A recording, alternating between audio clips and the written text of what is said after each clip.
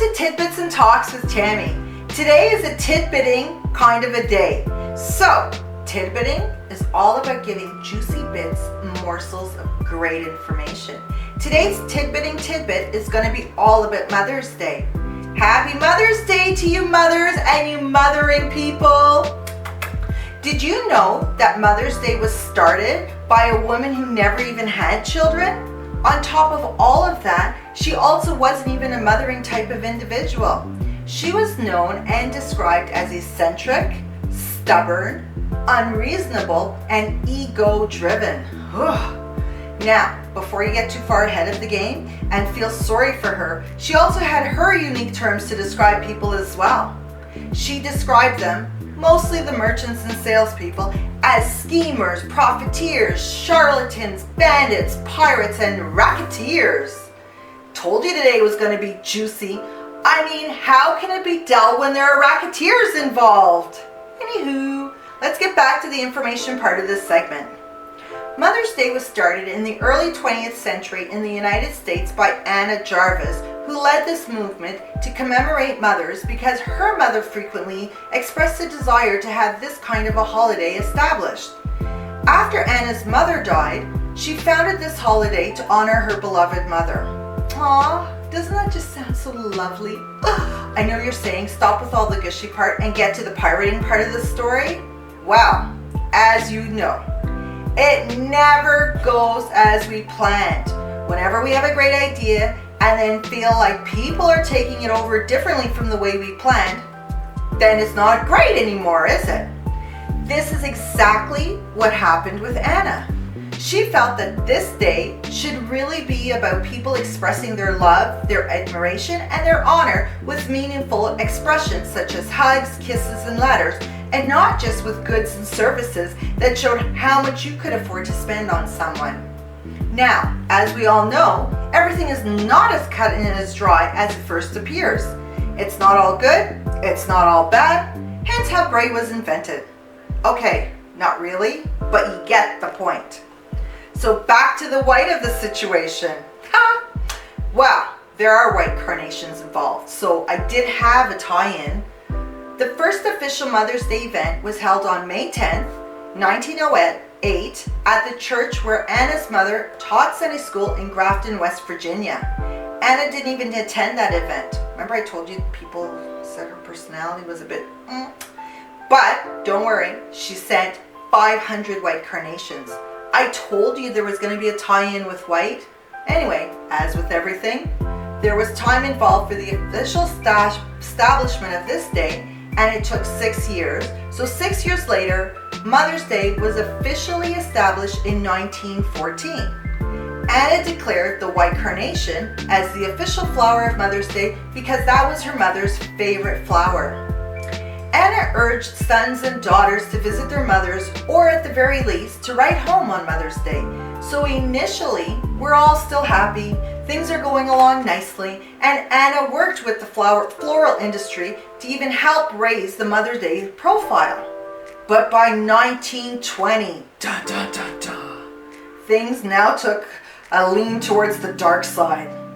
Anna is now disgusted with how this holiday has become commercialized, and she outwardly denounces the transformation and urges people to stop buying Mother's Day flowers and the card and the candies. This fight went on for 40 years of Anna's life, and then Anna ended up fighting against anyone who was trying to co-opt Mother's Day for their own cause and what she felt was their financial gain.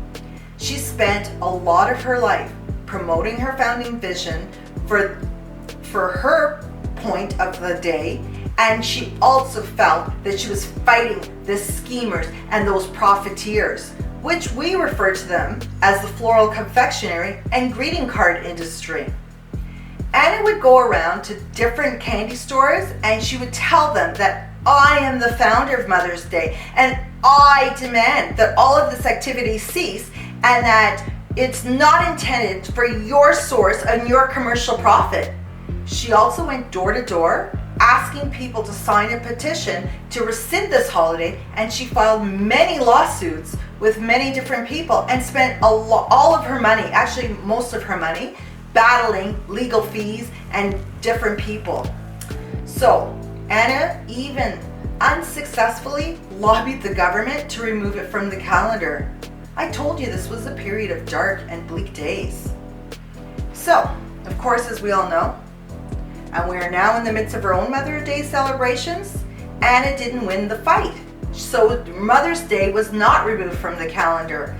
And most of us probably will agree with Anna up to a certain extent that there is a lot of commercialization around this holiday, but it's really up to us not to go that route. Take the time to show your appreciation to the mamas with nice hugs, words of thanks, encouragement, and kisses.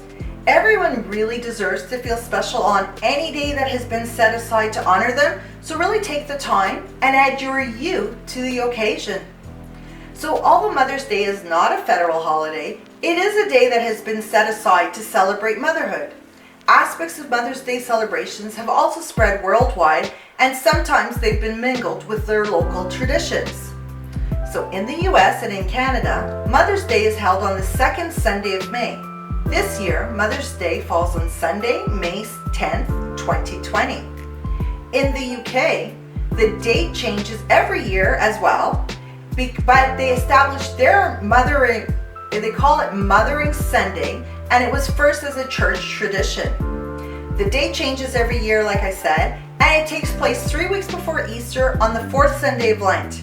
In the UK, the original event had nothing to do with mothers at all, and it was really a day for Christians to visit their mother church. In the past, domestic servants were given the day off to return to their hometown and worship with their families within their own church community. This year, Mother's Day fell on Sunday, March 22nd, 2020, and Nigeria also subscribes to this calendar and celebrated their Mother's Day on that day as well.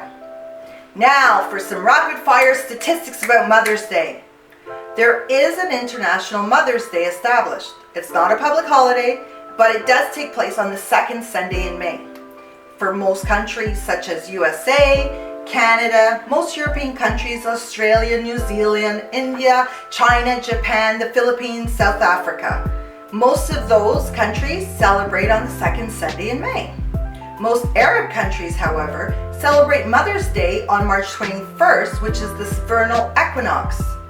Would you believe that someone took the time to make the distinction of where to find the best mothers? I know, so not a loving statistic if you're not included in these numbers. So, those top 3 countries with the best mothers were Norway, Finland, and Iceland.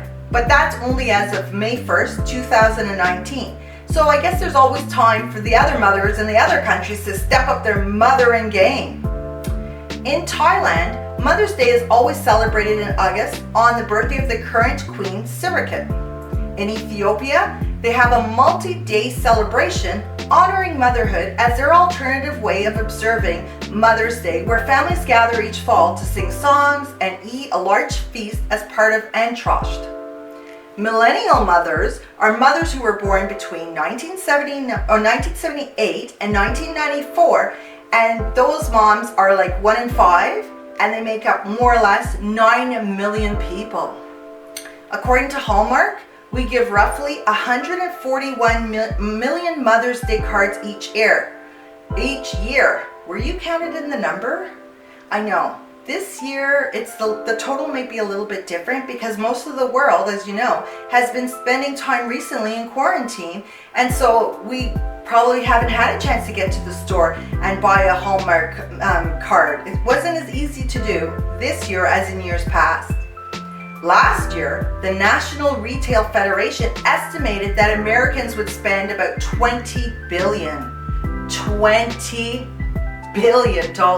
on Mother's Day gifts. Where's Anna? She would just be shocked. 80% more or less was spent on greeting cards and another 66% on about flowers. Carnations, as I said before, are the most gifted flower on Mother's Day, and they signify purity, faith, love, beauty, and charity. I hope your mom is as sweet as this, or if you're a mommy, you're as sweet and as beautiful as a carnation.